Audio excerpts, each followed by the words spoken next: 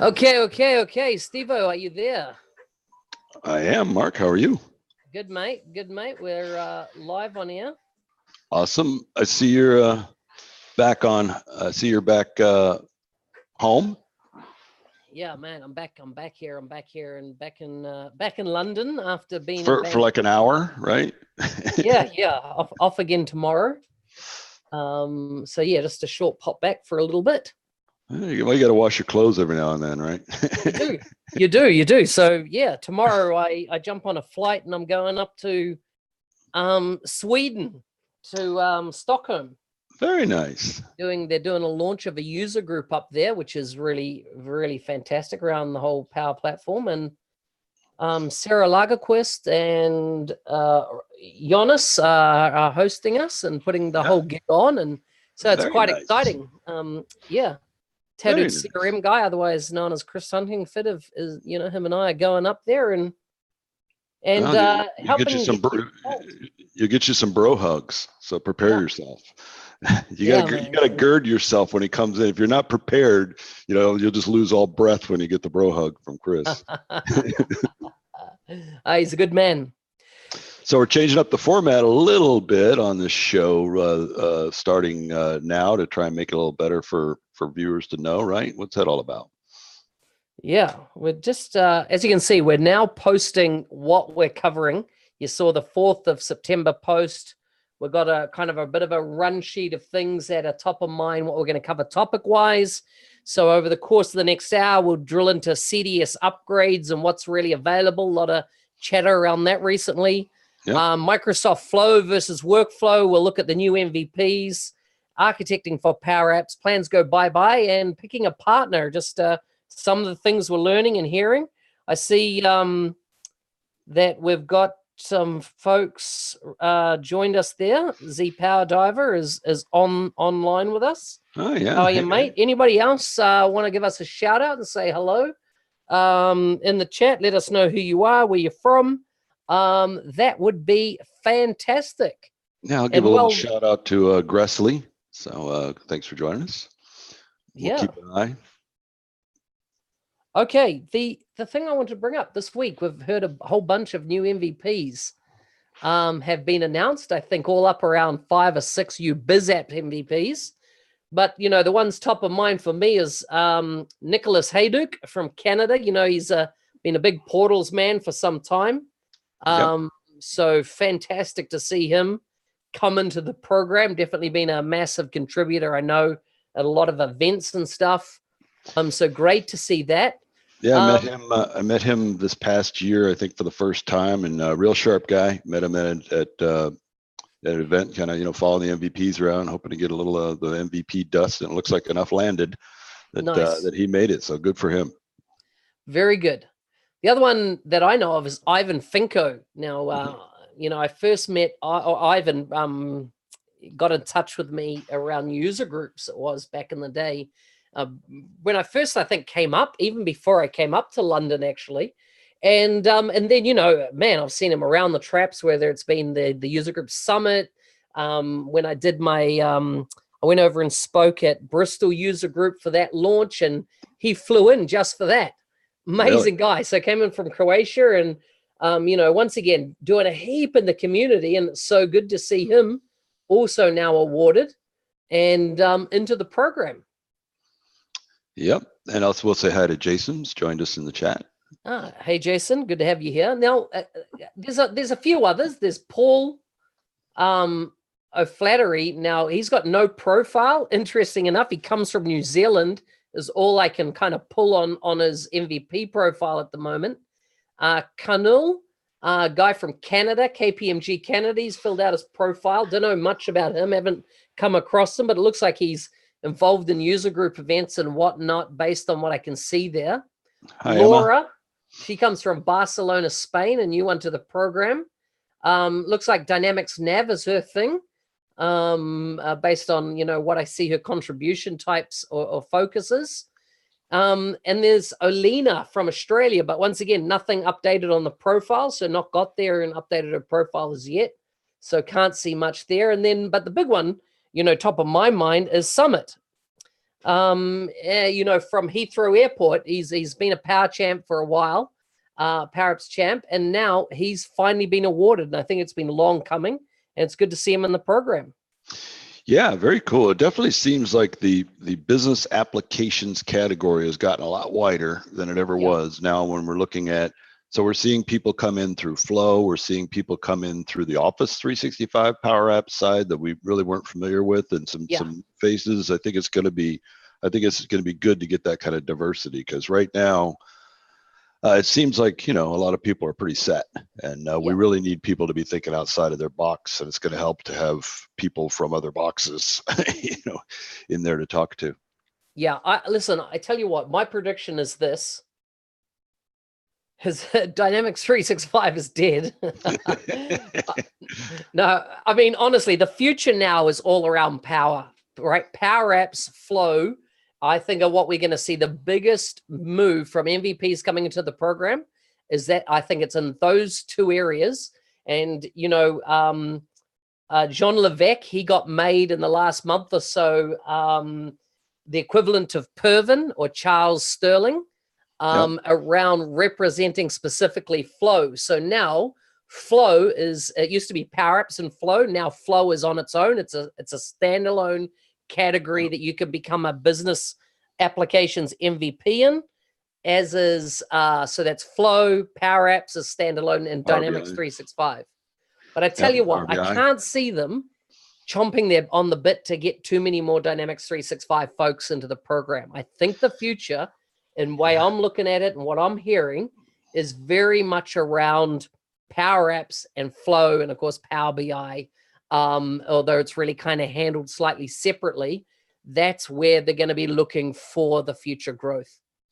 Yeah, I agree. I mean, I think that it's clear when you stand back and look at what's going on, where they're trying to steer it, and they have their hands on the levers. And when you look at even just MVPs, they can toggle those levers to kind of meet their future goals, and that's clearly, I think, what they're doing. I think we're seeing that now. Yeah, very cool. Hey, Emma, I see Emma Darcy's joined us here in the chat. If we've got any others there, which the stats are showing me that there are others. So welcome aboard. Let us know who you are. Call out your name if you've got some fancy name that we can't work out who you are. But moving right along. I was interested around this concept of CDS upgrade. It's been a bit of a chat lately in the various communities we run in, and I think, did you say Mohammed's released a blog post on Tip of the Day around this whole inability, if you deploy CDS, so just core with no Dynamics apps, you can't actually add a Dynamics app after the fact. Is that right? Is that how I'm reading it? At the moment, that's how it's architected. They are going to be taking care of that in the future. But at the moment, if you start with CDS core, and then you've got PowerApps licenses on that, and then decide for some reason the customer decides, hey, we need to move to Dynamics 365 first party, you're looking at a migration project where it should in the future just be a license change, but right now it's a migration project. So let me get this right. So let's say I take your product, ForceWorks, what is it? Rapid CRM, right? Let's say I put Rapid CRM in my system, and I decide, you know what? I want to use field service with Rapid CRM. Dynamics 365 field service. Are you saying that I couldn't put that into the same CDS instance? You could not. You would have to. You would have to create a new Dynamics 365 CDS instance with field service. And migrate everything that you've got there. But again, this is a temporary thing. It's not going to last forever. They know that's a blocker. But I'll tell you what. When you say temporary, are we talking within 12 months or further out? Good question. But I will say that we've got a lot of people deployed on CDS. Yeah. And they start with a basic application, and then they start building the customizations to meet their specific needs. And at the end of the day, they have something that's working perfectly for them, solving the problem they wanted to solve. And we have not had a single customer yet come to us and say, hey, we really feel like we need to move up to the much more expensive first party apps and It just hasn't happened. I haven't had anybody. And now some of that may be their lack of awareness of what may be available over there, but a lot of the things that are available, I mean, you can just build it and stay on that inexpensive license. And now with that $10 SKU coming out, this is going to be a huge factor for anybody that has any decent amount of users. Yeah. And I was definitely disagreeing with Muhammad's stance. So what was Muhammad's stance on the upgrade? So his stance seemed to be that, if you think there's any chance at all that you're going to upgrade later, then go ahead and start with the first party apps and don't start with PowerApps because of this potential migration later. And my opinion is that you've doomed yourself to an expensive license that you may never have needed or wanted to have upgraded. And all you're really talking about is a migration project. And if you sat there for a year on a $10 license and then decided to upgrade, the money you would have saved over that entire year, $95 versus $10, all the money you would have saved in that first year would more than cover the migration. So, and what if you never upgrade? What if you never did? You'd have been just to me, the concept was not right. I think it was ludicrous. Well, I didn't want to insult him, but yeah, I thought that was the wrong view. View. Okay, just looking at a few new comments online. So first of all, Emma's saying, I have a question. The TDGI hackathon is this Saturday, which, you're 100% right. I have several very new people to the community who are really anxious about taking part. What can I do to help them feel more at ease? Well, straight away. Vodka probably. That's exactly where I was going, right? Find out if they like gin, vodka, or whiskey, and ply them with that. That'll be a starting point. But no, to set them at ease. Remember, like everybody, I just came off a call with a guy I was mentoring, and he was talking a lot with me, and he's been a consultant for 4 or 5 years around imposter syndrome and the effect of this, not feeling adequate. And I'm like, at the end of the day, we're all in this game together. And I actually recommended he got a book. I'll actually look it up to get the exact title of the book. But have some balls. No. Let me just jump on and see if I can find it. Let's see. It's on. Anyhow, like, what advice would you have, Steve, about people being anxious about getting involved? Yeah, I mean, I've heard about imposter syndrome. I've never suffered it myself. Maybe I'm just too vain. But I mean, I think it definitely is. It comes from a lack of confidence in your topic, and lots of people that I know are expert at their topic and have really no reason to lack any confidence in it. But they still do. And I think that certainly when you're speaking or doing things, the more you're getting in front of audiences and seeing how they're digesting what you're saying and the feedback you're getting, you'll know whether you know what you're talking about or not. And that imposter syndrome fades pretty quick, I think, unless you're just a dumbass. I definitely feel I have it from time to time. I definitely feel like I don't know as much as what I should, and I definitely can understand this. But like in his situation, like, the advice I gave him was this book that I read by Mark Manson about 2 years ago, and it's called The Subtle Art of Not Giving a Fuck. And I like it.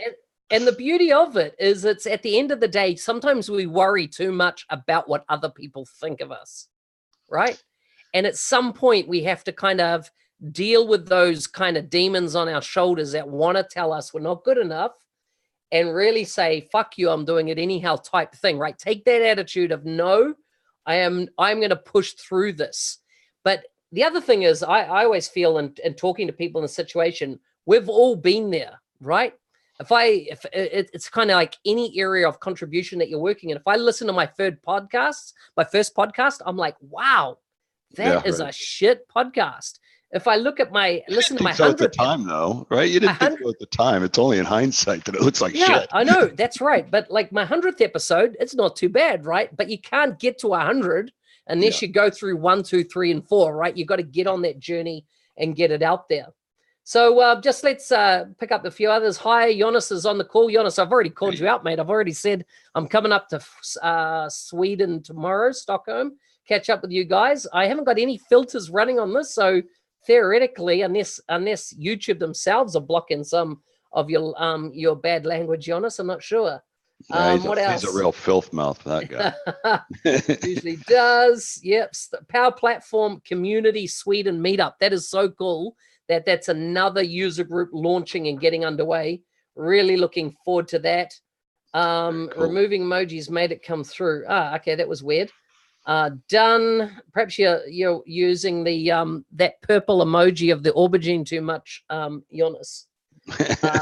Done from Emma. All kinds of profiles, business. Yeah, great. Yeah, Z Power Drive is really is making some good points there, and he's heavily involved in the program, so bit of an authority on the subject there. My mode is just to walk in the room like I already know more than anybody in the room.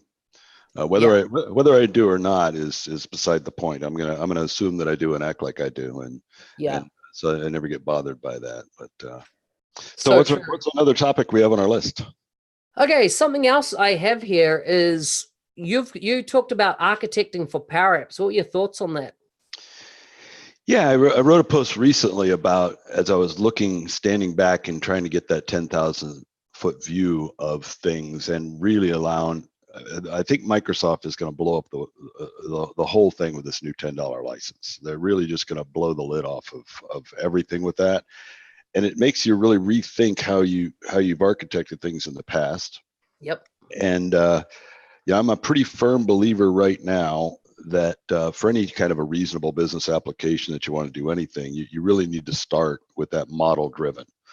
Play around with Canvas apps is one thing, but I think to go from a Canvas app and then to a model driven is kind of a backwards motion. I think if you start with model driven as the base and the foundation, and then extend that with, Flow, Power BI, AI build. I mean, the sky's the limit when you start with a model driven app on CDS. So didn't really get any controversy on that. I kind of thought that I would from some of the maybe some of the people on the SharePoint and Azure or first party side, but I didn't seem to get a lot of disagreement there. So curious in the comments if anybody thinks I was full of shit or not. Yeah, it's an interesting topic, and it's a hard one for us to kind of engage on when we're coming from the side of we've grown up with model driven, right? And we always start with data and work up to experiences or what happens via APIs or user interfaces and things like that. I would expect, I don't know if Jonas has made a comment, but I thought that Jonas was having an opinion a couple of weeks ago on this and where kind of the Canvas apps or, that experience, whether I don't know if you're saying that it should be a starting point, but I definitely, I'm very much in the camp that you need to start at the data model, right? You need to start at a data model and work up from there. And something like Canvas, or whether you're using a model-driven app, if you like, on the presentation layer, or a portal, or some other way of interfacing with that data, is purely based on the experiences that you need to create for the people that are going to be using it. But it does start at data to get data right, to choose any type of option at the presentation layer, rather than going presentation layer down to the data. Yeah, I agree. I mean, I think you just save yourself from having to go backwards and take another fork that you should have taken before if you start with starting with CDS at the data layer is even more critical than, say, model driven. I think my brain is hardwired for model driven. It's so easy to spin off from a model driven app, all of those things, but it depends on the use case. If you're just making some little widget to go, take a picture of little things and track them, then you don't need it. But you get into something significant to try and actually change your business. Yeah, you're not gonna do that with a Canvas app. Yeah, my opinion. Yeah. So Thomas, I think, is leading into one of your points. Thomas, I was going to stay off this topic today, but no, you weren't. You brought it up, and it's interesting because there is there's a Microsoft doc, and the Microsoft doc clearly says that all API calls are going to be part of the call limit. So the So we're specific, all fucked, is what you're saying. say what's that? So we're all fucked, is what you're saying. Well, what I'm saying, if you want to look up the doc, it's called request limits and allocations, right? So it's got their Microsoft Power Platform request allocations based on license type. And if you're using PowerApps per user, you get 5,000 API requests per 24 hours with that license. If you're Sounds using, like a lot. huh? Sounds like a lot. Okay, so I ran this past one of my developer friends. He said minimum you really need 20,000 a day. Really? Well, so no one's validated this, and I'm going to chuck this number out there, and I'd love somebody to prove me right or wrong. But if you load one form, let's say you load the account entity, every time you load that, that's 70 API calls. Wow. Right? Yeah, that's gonna eat up 5,000 pretty damn quick. Now you have autocomplete type forms or activity feeds. Boom, boom, boom, boom, boom, boom. All those API calls go up. You got anything that's refreshing, all those API calls go up. Embedded Canvas apps. You imagine just hitting the refresh button, that's another 70 API calls. Now, Have I to would love retrain all our somebody to users. prove me wrong that that's not the case, but this 5,000. So my question is this 5,000 including just what it needs to run the app? So let's say you're using Dynamics 365 for sales, right?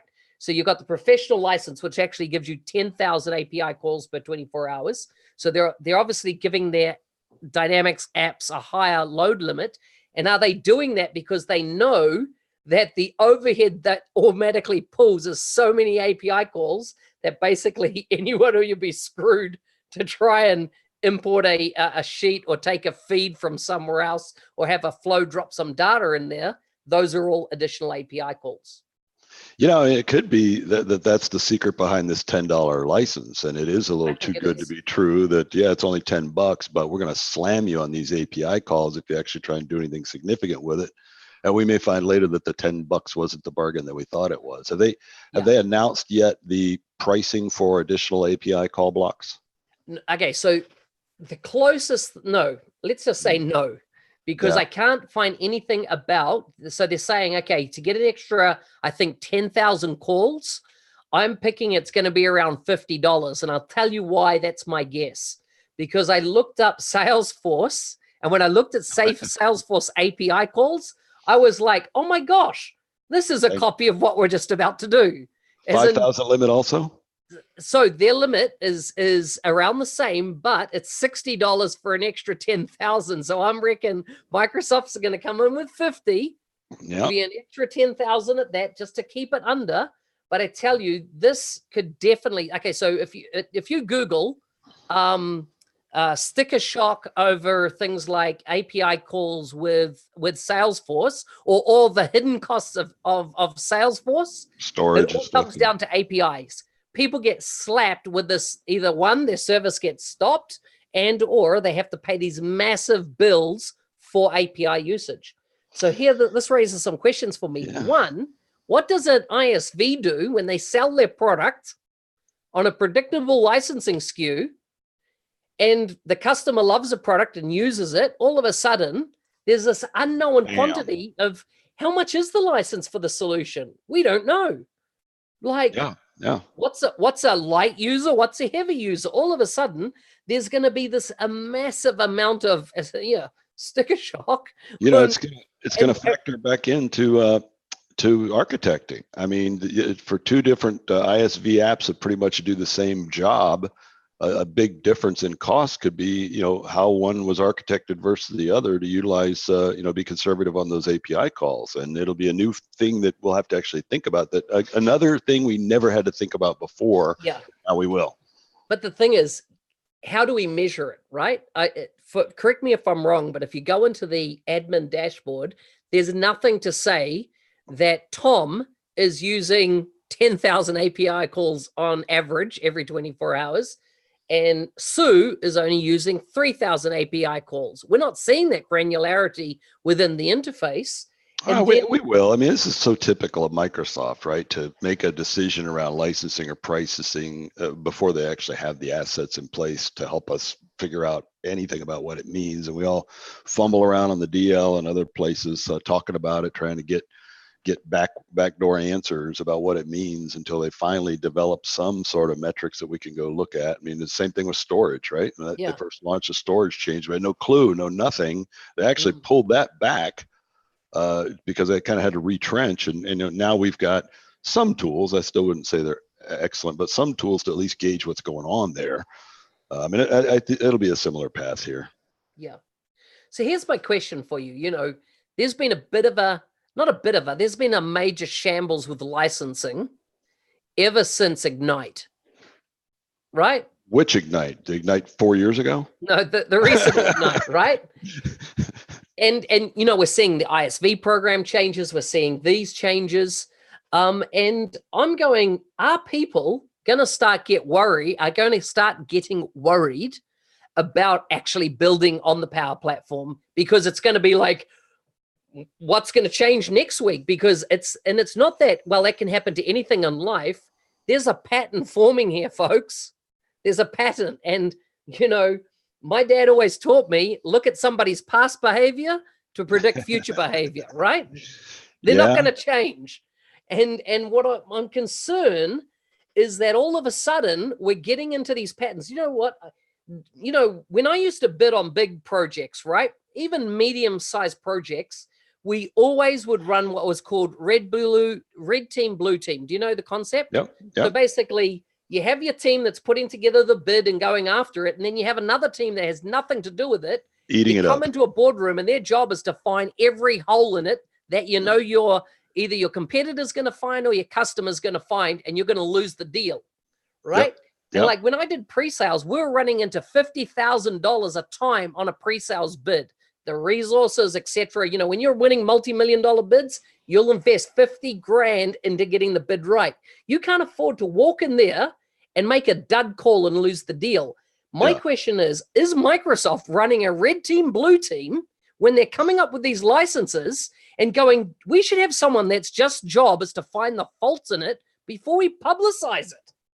That seems to be our job, lately, but they'll often announce something to us on the inside, MVPs and whatnot to get feedback. And it does seem to influence a little bit sometimes what they're doing, but frequently they just go ahead anyway. I get the feeling sometimes when they ask our opinion, they're asking us about something that's already been decided, already in the queue to be launched. And I think it's really more just trying to gauge what kind of blowback they're going to get than it is to change it. Because they run a business, right? They're going to make business decisions that make sense for them. And your point earlier about all the changes having ISVs maybe on the fence, I think is absolutely the case. If I'm a new ISV in particular, if I'm an existing ISV, I'm fucked. I have no choice, right? I'm going to have to re-architect.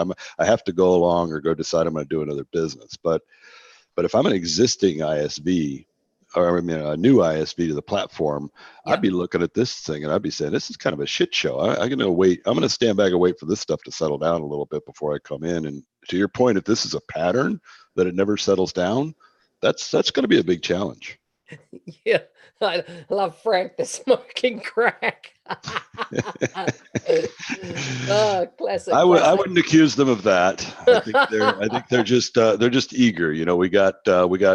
We got James Phillips in there who's not afraid to, kick over apple carts. We got a whole slew of young guys in there, the Ryans and Charles that are ready to change the world and trying to do it quickly.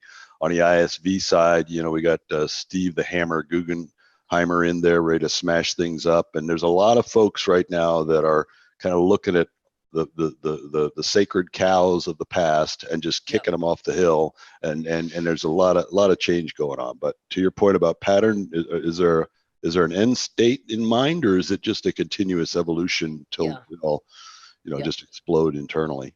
I had another ISV the other day to come to me over the portal licenses. They just priced a big deal with a customer, and then all of a sudden they hadn't factored in all this portal user license costs. And so you know what they're doing? Okay, do we need to use Microsoft's portal? And I think that's the wrong message Microsoft should be sending, is let's look at alternatives, because now you're making it too hard. It comes back to, somebody told me one time on a Microsoft team, they can always lower prices, but they can't raise them. And I think that's part of that is the thinking going on here. They're not going to kill themselves or shoot themselves in the foot with these APIs. If this API situation is killing deals and killing opportunities, they're going to go fucking adjust it. They're not just going to sit there and give the business away to every other platform company, but they're certainly going to go at it from the high side first, and then adjust that leverage down to where they get the level of business they need, not the other way around. How many people, though, do you reckon don't understand the licensing? How many partners don't understand the licensing? Customers don't understand it. Microsoft don't understand it, a lot of their field. And they're just going to be shocked at where but the thing is that when people don't understand, they don't normally jump in boots and all. They go, let's just stand back. Let's just wait and see. Let someone else be the V1 adopter, right? Because you don't want to end up with that mess and have to recover it in your business. So you walk away, and I just feel some of what they're doing is just not done from the point of view of, one, getting some real market opinions and insights before they make those calls. They launch a post about some licensing change frequently, and we're all as MVPs kind of got the backstory before a post launches. And then I'll go read this post. I should be, perfectly in sync with it. And I'm like, I don't fucking understand what the hell they're talking about here. And I'm thinking, how is this possible? We've all been talking about this for a month, and then you launched a post that doesn't make any sense to me. How's anyone else going to have a chance to understand this shit? Yeah. I don't get it at all. Frank, no, it is concerning. It is concerning. I would say the portals may be dying, but before it actually takes its last breath, Microsoft will make an adjustment and give it new life, Frank. So patience is required. Do you want to answer Thomas's question there, Steve? So Thomas says Salesforce helps pricing deals for customers. Now every partner has to gain the same knowledge within licensing. Just wondering what my next offer will look like. Yeah, it's unfortunate that you can't really lean on someone at Microsoft to help you on the licensing explanation to a customer, because as you just said, Mark, none of them really understand it either. Nope. And we got changes happening to licenses on both ends, right? We got brand new licenses launching, but we've also got existing licenses disappearing. We talked about the enterprise plan licenses. Those things are going away.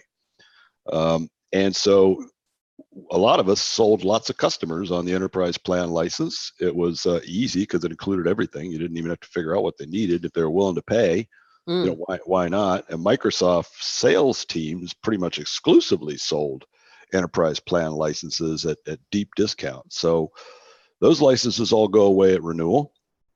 And so, even with the new stuff coming up that we have to absorb, looking over our shoulder at the old shit we thought we understood, that's all changing too. So we're kind of getting it from both sides on the licensing side. And then we're really running away from the first party apps wherever we can. I think that the licensing is simpler. I mean, it's just too much. It's just too much stuff. And I think the value is higher on without the first party. And it just simplifies the sales conversation. Yeah. Peter says $50 a month, but I don't know what's $50 a month. Oh, maybe he's talking about the EA. I've seen EA pricing on plans at lower than that. I've seen it as low as $35 for enterprise plan light. I mean, they were giving that shit away like candy to get in the door with those enterprise logo accounts in particular. And my understanding is that's part of the reason for this change of getting rid of that plan is because the sales teams were using it like candy and devaluing the product. Yeah, I've seen it as low as $10 for enterprise plan licenses on Dynamics 365, as in when it included sales, marketing, and customer service. The earlier one, yeah. Yeah, so it was still over $100 was RRP, but dropped as low as $10. Yeah, I think that they've just come to the realization that if we sell this stuff too cheap, people are going to think it's inferior and that it's not as good as Salesforce, and it's not. And maybe for a long time there, they were pretty far behind Salesforce, but I think they can stand toe to toe with Salesforce in a lot of deals now. But that customer looks at some deeply discounted, and Salesforce is discounting too. But I think Microsoft, it was like the Walmarting of pricing, and at some point I think the customer says, well, that must be too cheap. It can't be good. And I think that was hurting them. So Yep. There's an interesting thing that I think that we really need to get some more understanding on going forward. One, with storage, now we're paying for storage in, 3 different tiers, but storage is very much an important thing to keep one's eyeball on. And just like when you buy a new iPhone, right? It says it's a 250 gig iPhone. Now, you don't have 250 gigs of space on there, right? Their operating system, smack bang, everything they need to run that takes a chunk of that 250. You're not starting with 250. You're starting with 250 minus that. I think the same with all these apps. You're starting with, here's your database size minus all our footprint in it. I think the same thing is now happening when it comes to the API and the licensing in that respect. They're saying, listen, $10, there you go. You can build 2 apps with that. Go for it. Everyone will go, man, this is awesome. And then all of a sudden, 3 months later, they'll get these bills through the roof for API because, oh, by the way, our actual interface, we can put in as many calls into that interface as we want. You're paying for it. It doesn't matter. Yep. Between API calls and storage. Yeah. You've paid for it, and you pay for the more you use it. And that's why I think we need to get really clear at what does it take API wise to run the platform from Microsoft's perspective, and then what does it run for because of our unique situation, right? They're 2 different type of things, but I'd be interested is the lion's share of those 5,000 API calls per 24-hour period on a Power App, how much of that is automatically consumed by the fact that you're using a Power App? Well, you need at least 1 gigabyte to even create a CDS instance, right? So it won't even launch without at least 1 gigabyte available. I don't know how much that leaves you to actually do anything with if you have 1 gigabyte. I'm assuming there's some room there. But, when you think about it, this $10 license in particular, to me, feels, and when you look at the potential API calls and storage, it really feels like a consumption model with a token price tag per user just to track the users. Because $10 is cheap, but if there's API calls that are coming in and there's storage costs coming in, it's really moving this whole thing from a per user license over to a consumption model, and that $10 is just a token. Just a token for tracking the number of users. Exactly. It gets them on. It gets a pay mechanism in place. The credit card's there, so when we really need to seriously draw against it, it's sitting there on the system. It'll be interesting to look at later. We got the first party app that includes whatever it includes. Of course, they've already introduced storage issues on that too. So they're bringing some consumption components even into the first party. The same ones are flowing down to this lower level license, but it clearly, if I'm Microsoft, and I've talked about this with other apps like marketing, that, man, I'd want to go 100% consumption if I can. Now you got to have tools for people to be able to know what the hell things are going to cost, but consumption is the ultimate democracy. If I'm not using your shit, I'm not paying for it. If I'm using the hell out of your shit, I'm paying out the ass for it. And I don't know that. I think there was certainly a time where Microsoft was nervous about that because clearly there were a bunch of people paying for capabilities every month that they weren't using. And if we only get paid for the capabilities that are being used, we're fucked. But it seems like the direction they're going, and it to me it shows a strong confidence, in that direction on their part, that they're willing to make their money on the usage.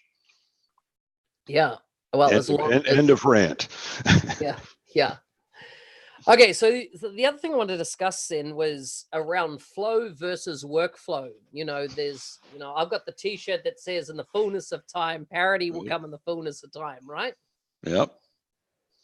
It's past fullness of time, right? It's 1.5 years since that statement was made. We're in the obesity of time now. Right? What is going on? Because right now, if I want to send an email from CDS, I'm not going to touch a flow to do that. I'm going to use workflow any day of the week because it's simple and it just works. It doesn't involve 30 steps in flow to send a simple email. Why would I use flow to do that and not just workflow? So it's so simple to do it. The reason you might use flow is if they decide eventually to turn off workflow. But they're gonna limit the function. Well, Yeah, okay. If you want a 50-step process for something that used to be done in 3, I suppose so. I mean, fullness of time, parity in the fullness of time, we're clearly, as you said, not there. But when parity is reached, why would they need new 2 methods? And clearly that's the one they're betting on for the future. And I'm convinced they're going to shut off the out-of-the-box workflow engine when they have that one in place, and push people to make that transition, because they're not investing in the old workflow engine at all.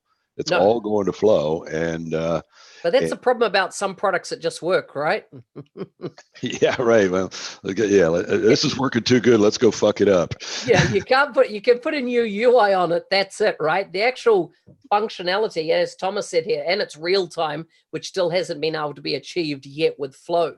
So I just don't know that it's a priority anymore. I just don't know that it is. Which Flow? No, that to get parity between workflow and Flow as a thing. Yeah, I mean, I still think it's a mission. I think they're looking at some of these legacy constructs and deciding, workflow was a great tool, works great, bulletproof, but it's like 90s technology under the hood, and we want everything modern. We want everything consumption. It doesn't make enough API calls. Doesn't make enough API calls. Yeah, exactly. And I definitely think it's a North Star for them to get there. And I know Steven and team are working hard to try and get there, but it's a bumpy road. I'm with you. I mean, I don't touch Flow unless there's some really, really big reason I need to, frankly, because I'm still just seeing too many people complaining about issues with Flow, and I don't seeing anybody complaining about issues with workflow. So until I see the volume of noise around, I tried to do this and I got this result, or all these crazy, until I see that volume of noise go down on Flow, I'm not really touching it or recommending it to customers for anything mission critical. Interesting. Yeah. Interesting. I mean, I've been a big proponent of move, get onto Flow, don't hang about on workflow. But I'm just finding it when it comes to practicality and the own things that I'm involved in. Yeah. I know what I'm using because it's short, it's simple, it gets a job done, and Flow just takes so many more steps to do the same type of thing. You and I have both been proponents out there with people that you need to get off your ass, stop doing things the old way, or you're going to get left behind. And there's too many new things happening. You need to be up to speed. But yeah, every now and then you're running out in front of the crowd and you just hit those walls. So that is the risk. But we're definitely, I don't think either of us saying here that don't pay attention, ignore it, just keep doing what you're doing, because you will get fucking run over if you don't pay attention to what's happening and move forward. But be prepared that as you're moving forward, some of these things are going to be a little bit of a brick wall. Yeah. Now, did you just do a blog post on picking a partner or something like that? Yeah, it's interesting because sometimes real life things, right, lead to ideas for a post. And we were in the middle of working with a very large customer who suddenly the person who understood everything and what we were doing and had left, and someone else came in that really didn't understand anything. And what was interesting to me was, I'm not the guy that's come out and say, look, you don't have any choice, I got you by the balls. But the fact is we have them by the balls. Now, whether I do anything with that or not is completely independent. But it was interesting to see how they were acting. My dad told me a long time ago, he says, leverage always exists in a conversation or a relationship. What's not always clear is who has it. When you think you have the leverage and you act like you have the leverage, but in reality you do not have the leverage, you can get yourself in trouble. And I think I was just trying to make the point that it's the nature of our business. And I don't care if you're a good architect, bad architect, I don't care who's doing it, how they're doing it. We build houses of cards for customers. Yep. We every one of us does it. It's the nature of it, and they don't want to pay for the documentation or minimal documentation. And when you build a house of cards for a customer that's 8 feet tall, that customer's screwed. I mean, you bring in some other partner, I mean, they're absolutely going to say, oh, this person didn't know what they were doing, because they couldn't possibly figure it out. Yeah. Pull out one card and the whole stack comes down. And I think, I mean, I was trying to actually come up with a summary because the story is clear and obvious that you're living on a house of cards, and ultimately it just concluded with something like pick your partner wisely was all I could come up with, because it was one of those long stories where you want to have, here's how you solve for this. And all I could, frankly, all I could come up with was pick your partner wisely, because you're going to be stuck with them. Yeah. Every time we have come in and taken over some house of cards, you know, I've actually recommended to customers in the past that, are you sure you can't continue with your existing partner? And sometimes they're like, yeah, no, it's no way, or some irreconcilable or whatever it is. But they pay the price, man. That is not an inexpensive proposition to swap out a partner on an 8-foot house of cards. Yep. When I started my company back in New Zealand, one of the things I did there was had my team build a tool that allowed us to go in and analyze a pre-built implementation. And when I say analyze, it would spit out for us a Excel spreadsheet and a Word document all formatted up of everything, and it would turn it red, everything that was the gotcha in the system. So it pulled out every line of code, every DLL file, everything that was associated with that project. So we knew to go, okay, before we're going to price or do anything, this script that was, we'd run it on the servers, because we're talking about on-prem days here. Yep. And very quickly, it would give us a full understanding of every, what SQL, what version, everything that was running in these environments, and allowed us very quickly to find out what was missing, what was there. And the thing is, sometimes partners had literally disappeared. It wasn't that they wanted to leave their partner. The partner had gone into receivership, disappeared. Right. You'd get DLL files with where are the originals uncompiled files, nowhere to be seen, could not recover them. And you're starting with the system, and I put it out in a post, I think last week, I might have a little cartoon that we used to have, which is, when the big boys fuck it up, feel free to give us a call. Yeah, right. Because we built our business in New Zealand on taking over failed projects, and you had to understand the system. And so it is a hard one, right? Choosing the partner and making sure. I think once again, you go back to look at somebody's history, and say, is there a consistent run here that with them? Why would you want to move, or what? Like if you're picking a partner, look for those that have got good, strong histories, and that the history is local to you, right? Just because somebody's been a superstar in North America as a partner doesn't mean they're a superstar in the United Kingdom, right? Yep. Or a superstar in Australia. Because all these big companies, they all leverage their international brand personas, but that doesn't mean the boots on the ground in your country or your city or your state are what were involved in that big reference site that they're running out in front of you. Yeah, I think the other thing, it's fairly easy when you come into a deployment, whether you have a tool like you had built or not, to go in and do some poking around and realize, okay, this person had no idea what the fuck they were doing.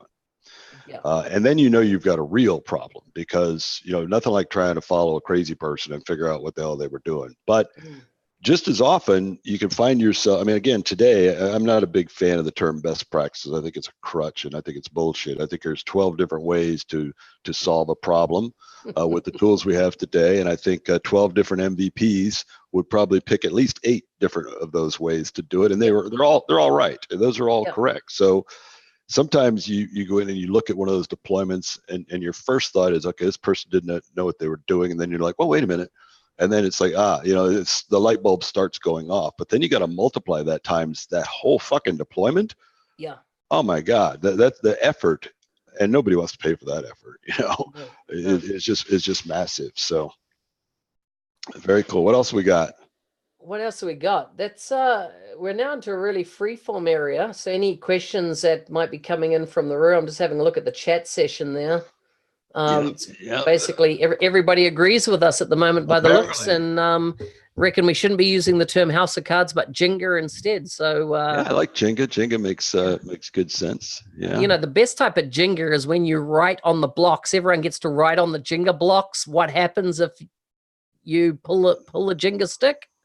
Oh, really? I'm not familiar with that. Oh man, that custom. That is a great party evening when you got a good crowd. Oh, So I got you. every Jenga item has a thing that you must do on it. you. And when you've sunk a few, brewskis and stuff, that can get very entertaining, let me tell you. But yeah, So if the stack falls when you pull that one, you gotta. Well, then you got to do everything that's left. Oh goodness. Yeah, that does sound interesting. So Thomas is asking if about he can be the guest next week, by the looks on the show. Well, he's asking who it is. No, he's asking if he can be, because he's volunteering himself, isn't he? What CRM would, keeper, maybe. There we go. Yeah. Yeah. Any ideas for topics for next week's show? And maybe we'll go find a guest. This week we decided to kind of go guest free and just cover off some topics by ourselves, kind of test out this slight format adjustment of having some predefined topics and go through them. But I feel like it went pretty well. I think we covered some good stuff here, and now I think potentially opening up for some guests now with this new format might be a good idea. Did everybody like the show? Yeah, let us know in the comments if you've got some feedback. One of the things that, well, first I want to call out this weekend is the global hack, right? Something like, in fact, Z Power Driver, do you want to tell us, just dump some facts in there in the window, because I know you're involved, about how many people around the world are involved. I think something like 400 people this Saturday are involved, right? This is virtual. It's virtual. It's all going to be live streamed from all the locations. I'm judging the UK and Ireland submissions, so looking forward to that towards the close of business on Saturday. Is that in person at some place, or are you doing it all online? So what happens is that each team at the end of when the whistle blows, so to speak, and the game's up for their country, look at that, 16 countries, 22 regions, 400 plus people involved. So it's a big deal, right? So what happens is that, let's say, whatever the cutoff time is, they have to submit then a form with a summary of what their app does, what's their team name, and a link to a 4-minute video of what they're doing. Do you ever go to the actual app? No, as in they've got to demo it on. They've got to demo the app, do the presentation as though you were live in a room. But because these people are all over the world, right, you can't have everybody in the same location. So what happens? I get this link, and I'm only allowed to watch the first 4 minutes of it. So it's a hard same thing for everybody. Yeah. And I've got a whole judging criteria that I've got to go through and basically score every app build based on what they present in the video. It has to be a solid app. It has to be all built that day, that type of thing. How do you police it? With virtual teams, how does that work? I mean, I know in live in person, it's a little easier to make sure everybody starts. Well, it's all live streamed, right? So unless somebody, the whole thing is, for a good cause. It's kind of like honor system. It's for bragging rights and shit like that. So it's but there's got to be drinks and stuff afterwards from the sponsors. TDGI Global Hack is the hashtag for it there. Yep, follow that. And so then what happens, all the regionals then go into judging by the global judges for the ones that win out of the regions. So, it's going to be an interesting day. A lot of people involved. Is this something, this must be, I assume this is something that's going on in some other industries out there, and there's, Google hackathons, every man and his dog. It's a real modern method of actually getting needs of a business out by running a one-day hack. They're not necessarily called hackathons all the time. Hacks are what they're commonly called as well. And so companies are doing it, all different in the software industry. Heaps of these things are going. The whole idea, you bring a diverse bunch of people with skills and a whole bunch of set, and you go out of your day-to-day business and do something for, a day that it should create massive change. Now, are they all hacked for good? The URL for where you can watch the all the people around the world and the page on it, etc. If someone wants to chuck that in, that'll be awesome, because I see some. Are they typically hack for good style things, or are they? This one's for education. The focus is education this time. I got you. So they kind of have a theme of. So the last one I was involved in was for non-for-profit. Yep, I remember that one. So this one's around education, as I understand it. So quite exciting. The other thing that's come to mind, which is I've it's come up a couple of times now in the last day or so for me, is Microsoft Talent. Is that a thing? I haven't touched it. Is that going anywhere? I heard more about Talent when we had CDS1 than since we've had, CDS1 been dropped and the CDS we're on now come a thing, So last week you were knocking. She's become an MVP, but she's the only one. But is it a thing? Are people selling it? So last week you were knocking marketing the same way, that it ain't going nowhere, don't hear anything about it. Now Talent is in your gun sights for, you don't hear anything about Talent. I've just come off mentoring a guy, and his company said to him, listen, we want you to get up to speed on Talent. And I'm like, hold the bus, mate. Do they have any customers or sales? Nah. I'm like, shit, I wouldn't be investing my time in Talent. I don't know. Maybe you become the only talent person selling talent and you own the entire market of 8 people. Wait, I don't want to be the only person doing Goldmine, right? Yeah. Or Maximizer. Yeah, exactly. Those are dead products. I'm not saying Talent is in the same space or Dynamics Marketing, 365 Marketing, but come on. I'm not hearing anything out of Microsoft. I'm not hearing anything in the community apart from, our dear friend in Norway being the only MVP on the product. If she hadn't told me about it, I wouldn't have heard anything for the past 12 months. Talent came out of the F&O side, which is probably part of the reason. It was a satellite off the HRIS portion of F&O as kind of a feeder app at a low cost to really ultimately potentially drive usage of their full HRM app. I don't know how that path has succeeded for them. A lot of those apps were either free or very low cost. There was no partner margin in any of them.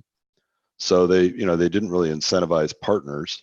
I think a lot of them were pretty much, plug and play. So there wasn't a lot of partner opportunity around Talent.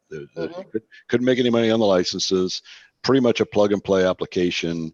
And I think, for a partner driven organization, that's probably why we're just not hearing about it, is there's really not any partner opportunity of significance around it.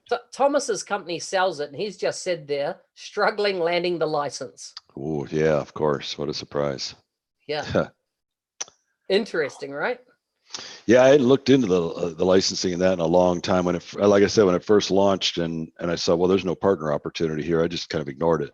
What's the point? If somebody asked me about it, I'd say, yeah, just go to Microsoft.com and find it. I got better things to do. I see Fifth. I don't know if I'm pronouncing that right there. It looks like Faith to me, but I can see it's Fifth. Yeah. Tell me, in the chat there, you're saying your company's using it successfully or under duress? I think he's talking about one of the hacks. Is he? No, I thought he's talking about. No, he's talking about. He's talking about. I think he's talking about the use of one of the apps that came out of the hackathon, but maybe you can clarify for it. Nah, it's definitely Talent. I got it right. Okay. So I say that because I saw it out of the corner of my eye before we started talking Talent. So apparently his company is actually using one of the apps that came out of one of these hackathons. Okay. Very good. Very good. That's positive. Yeah, I'd love to know which hackathon, and was it the nonprofit hackathon that Mark was involved in? Was it Mark's app? Yeah. Not doing much in it, just logging our holiday leave and attaching our certificates. All right, so it hasn't changed their business entirely, but it did handle a minor inconvenience for them. So that's handy. I think we have higher goals for hackathons, right? There's no SAP success factors then when it comes to Microsoft Talent. Apparently. Interesting. Well, we're at the top of the hour. As I say, tune into that exciting Hack for Good event. Certainly that's my Saturday tied up. They're offering or inducements for a few bevies at the end of the day at some pub in London, so I'll be off to that. And then, of course, as I say, I'm off to Stockholm tomorrow to catch up with my MVP friends up there and get their power platform meetup up and running. So looking forward to that. And Jonas has promised me a good evening afterwards. So I don't have to get up early Friday morning. And do let us know what you think about the change in the format. You may have noticed a few different things going on here. We tried to take this more back to the original conversation that Mark and I had weekly, privately. and just make that a little more public and kind of speak the way we speak and deal with the way we deal and see if we run everybody off or if you like it. So let us know if you don't like it, keep it to your fucking self. And we shall see you guys next week. Have a Good good one, talking, Mark. everyone. Thank you.